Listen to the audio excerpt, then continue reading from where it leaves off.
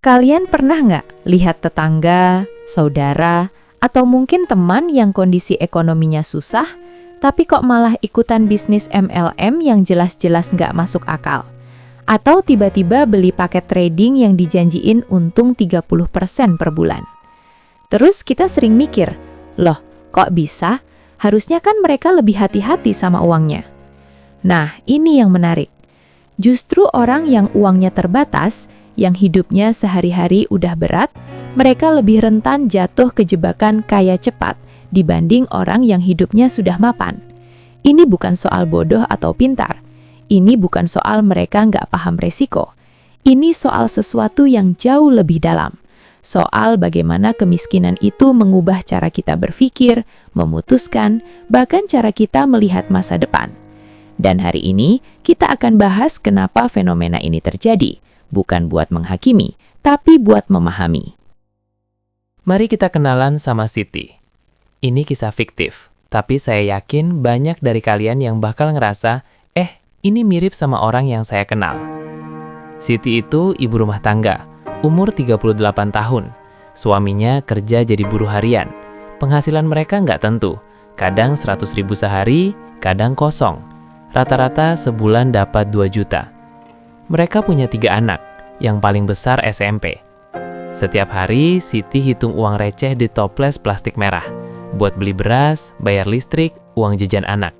Nggak pernah cukup, selalu kurang sedikit. Suatu hari, tetangganya cerita, ada temen yang ikut bisnis online. Modal 500.000, dalam 3 bulan udah balik modal, sekarang untungnya 5 juta sebulan. Mata Siti langsung berbinar. 500.000, dia punya. Itu uang tabungan 6 bulan terakhir yang dia simpen buat kalau ada darurat. Tapi kalau beneran bisa jadi 5 juta sebulan, itu artinya anak-anaknya bisa sekolah lebih baik, bisa beli kulkas, suaminya nggak perlu kerja keras di bawah terik matahari setiap hari. Dia bergumam dalam hati, ini kesempatan, kalau nggak sekarang, kapan lagi? Akhirnya dia ikut, tanpa banyak tanya, tanpa cek legalitas, tanpa riset. 3 bulan kemudian, uangnya hilang. Bisnis itu ternyata skema piramida, yang untung cuma yang di atas. Siti nangis, bukan cuma sedih kehilangan uang, tapi malu, marah sama diri sendiri, dan bingung harus mulai dari mana lagi. Pertanyaannya, kenapa Siti bisa sampai kayak gitu? Ini yang jarang orang bahas. Kemiskinan itu bukan cuma soal nggak punya uang. Kemiskinan itu mengubah cara otak kita bekerja. Ada sebuah penelitian yang sangat terkenal dari para ahli ekonomi dan psikologi. Mereka bilang, orang yang hidup dalam kondisi kekurangan, otaknya bekerja seperti komputer yang kehabisan RAM. Coba bayangin, komputer kalian lagi buka 50 tab browser, aplikasi edit video, musik jalan, file download. Pasti lemot kan? Bahkan buat buka email aja jadi susah. Nah, begitu juga otak orang yang miskin. Mereka nggak mikirin cuma satu masalah. Mereka mikirin, gimana bayar utang warung?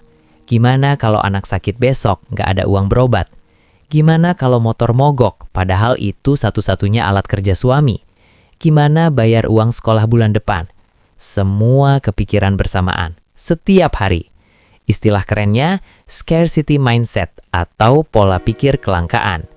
Ketika otak kita dipenuhi sama rasa takut nggak cukup, kemampuan kita buat mikir panjang jadi menurun. Fokus kita cuma satu, gimana caranya keluar dari kondisi ini secepat mungkin. Dan disinilah bahayanya. Ketika ada yang nawarin solusi cepat, otak kita nggak lagi mikir, apa ini masuk akal? Apa ini aman? Apa ini realistis? Yang kepikiran cuma, ini bisa nyelamatin gue. Survival mode. Dalam mode ini, kita nggak lagi berpikir strategis, kita berpikir reaktif. Ambil peluang yang ada di depan mata, meskipun itu berisiko tinggi. Makanya, orang miskin bukan bodoh. Mereka cuma lelah. Lelah mikir terus. Lelah khawatir terus. Dan ketika muncul harapan, sekecil apapun, mereka pegang erat-erat. Sekarang tambahin satu lagi, tekanan sosial. Di era media sosial, kita setiap hari lihat orang lain yang hidupnya kayaknya enak banget. Liburan ke Bali, makan di kafe, beli HP baru. Padahal kita masih ngutang buat beli gas. Rasanya gimana? Rasanya kayak kita ketinggalan, kayak kita gagal. Dan iklan-iklan di internet makin pintar. Mereka tahu kita lagi butuh uang, mereka tahu kita lagi desperate. Makanya mereka jual mimpi dengan kemasan yang sangat menarik. Kerja dari rumah, modal kecil, hasil melimpah. Rahasia orang kaya yang gak diajarkan di sekolah. Cuma 30 menit sehari, penghasilan 10 juta sebulan. Buat orang yang mapan, ini kedengerannya konyol. Tapi buat orang yang lagi tercekik kebutuhan, ini kedengerannya seperti penyelamat. Dan ini yang licik. Mereka biasanya pakai testimoni palsu, foto orang pegang uang, screenshot transfer, cerita sukses yang dibuat-buat. Semua dirancang buat bikin kita berpikir, kalau mereka bisa, kenapa gue enggak? Padahal yang bikin mereka kaya bukan dari produknya, tapi dari jualan mimpi ke orang lain. Satu lagi yang sering terjadi, jebakan sunk cost. Misalnya Siti tadi, setelah masuk bisnis itu, dia diminta buat terus top up modal. Katanya biar level naik, biar bonusnya lebih gede.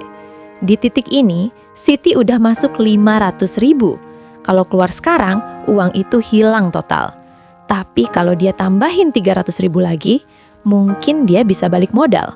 Mungkin ini emang butuh proses. Akhirnya dia tambahin, lagi dan lagi, sampai lupa kalau dia sebenarnya udah terlalu jauh masuk ke lubang yang salah. Ini yang disebut sunk cost fallacy. Kita terusin sesuatu yang salah cuma karena udah terlanjur investasi banyak. Uang, waktu, tenaga. Ditambah lagi, ada rasa malu. Gimana mau ngaku ke keluarga kalau ternyata salah pilih? Gimana mau ngaku ke tetangga yang dulu diajakin ikutan? Akhirnya, Siti diam, terus lanjut, sampai uangnya habis. Sekarang, setelah kita paham semua ini, ada satu hal yang penting banget buat kita sadari. Ini bukan salah mereka, bukan salah Siti, bukan salah orang-orang yang terjebak skema investasi bodong, bukan salah orang yang beli lotre padahal uangnya pas-pasan. Mereka bukan orang bodoh, mereka bukan orang yang nggak mau usaha. Mereka adalah orang-orang yang sistemnya udah nggak adil dari awal. Mereka kerja keras, tapi upahnya kecil. Mereka berhemat, tapi biaya hidup terus naik. Mereka pengen sekolah atau kursus, tapi nggak ada modal. Dan di tengah keterbatasan itu, datang orang-orang nggak bertanggung jawab yang eksploitasi keputusasaan mereka. Jadi daripada kita nyalahin orangnya, lebih baik kita pahami sistemnya. Dan kita mulai dari diri kita sendiri. Oke, sekarang pertanyaan besarnya. Terus gimana dong? Kalau emang kondisinya susah, apa salahnya coba peluang yang ada? Nggak salah, tapi kita perlu ubah cara pandang. Dari kaya cepat ke berkembang pasti. Ini beberapa prinsip yang bisa jadi pegangan. 1. Pahami, nggak ada yang instan. Setiap bisnis yang sehat itu butuh waktu, butuh proses. Kalau ada yang janjiin hasil gede dalam waktu singkat tanpa usaha keras, itu red flag. Analoginya gini, menanam padi butuh waktu 3-4 bulan. Nggak bisa kita tanam hari ini, besok langsung panen. Kalau ada yang bilang bisa, itu bohong. 2. Lindungi uang darurat. Kalau kamu punya tabungan, meskipun kecil, jangan pernah paksa buat modal bisnis yang nggak jelas. Uang darurat itu kayak pelampung. Kalau kamu lempar pelampungmu buat kejar kapal yang gak jelas, terus kamu tenggelam, siapa yang nolongin? 3. Mulai dari yang kecil dan jelas. Kalau pengen cari penghasilan tambahan, mulai dari hal yang nyata dan terukur. Jual makanan di sekitar rumah, jadi reseller produk yang kamu pahami, belajar skill yang bisa dikerjakan online, desain, nulis, edit video. Gak akan langsung 5 juta sebulan, tapi hasilnya nyata. Dan skillnya bisa terus berkembang. 4. Belajar dari orang yang tepat. Kalau mau belajar bisnis, belajar dari orang yang emang berpengalaman dan transparan, bukan dari orang yang cuma jago jualan mimpi. Cari mentor yang mau ngajarin proses, bukan cuma pamer hasil. 3. Bangun komunitas yang saling dukung. Jangan sendirian, cari teman atau komunitas yang punya visi yang sama, pengen berkembang dengan cara yang sehat. Kalau kamu dikelilingi orang yang terus dorong kamu ikut skema aneh, kamu bakal terus tergoda. Tapi kalau kamu dikelilingi orang yang saling ingetin, saling belajar, saling support, kamu bakal jauh lebih kuat. Ingat, proses itu nggak mengkhianati hasil. Setiap langkah kecil yang kamu ambil hari ini, itu investasi. Mungkin sekarang kamu cuma bisa sisihkan 10.000 sehari buat belajar, tapi dalam setahun, itu jadi skill baru. Mungkin sekarang jualan kamu cuma laku 2-3 porsi sehari, tapi kalau konsisten, setahun kemudian bisa jadi 20 porsi. Orang kaya bukan kaya dalam semalam, mereka kaya karena konsisten dalam waktu yang lama. Oke, kita sampai di akhir. Saya mau kalian renungkan satu hal. Kemiskinan itu bukan cuma soal nggak punya uang. Kemiskinan itu juga soal nggak punya pilihan. Orang miskin mau kaya cepat bukan karena mereka serakah, tapi karena mereka nggak diberi cukup waktu dan ruang buat berkembang secara sehat. Sistem ekonomi kita kadang nggak ramah ke mereka yang mulai dari bawah. Makanya mereka ambil jalan pintas. Bukan karena pengen, tapi karena ngerasa itu satu-satunya jalan. Tapi sekarang, setelah kita paham, kita punya tanggung jawab. Kalau kamu adalah orang yang punya lebih, jangan eksploitasi orang yang kekurangan. Jangan jual mimpi palsu. Jangan manfaatin keputusasaan mereka. Kalau kamu adalah orang yang lagi susah, jangan menyerah, tapi juga jangan gegabah. Percaya sama proses, lindungi dirimu dari jebakan yang menggiurkan. Dan buat kita semua, lebih banyak empati, lebih sedikit menghakimi. Karena kadang, orang yang paling butuh pertolongan adalah orang yang paling takut minta tolong. Kaya cepat itu ilusi, tapi berkembang pasti itu nyata. Dan itu bisa kita raih selama kita mau jalan dengan langkah yang benar. Terima kasih sudah mendengarkan, semoga ini bermanfaat. Dan kalau kalian punya cerita atau pengalaman soal topik ini, boleh banget dibagikan. Karena dari cerita-cerita itulah, kita belajar bareng, kita tumbuh bareng. Sampai jumpa di cerita berikutnya.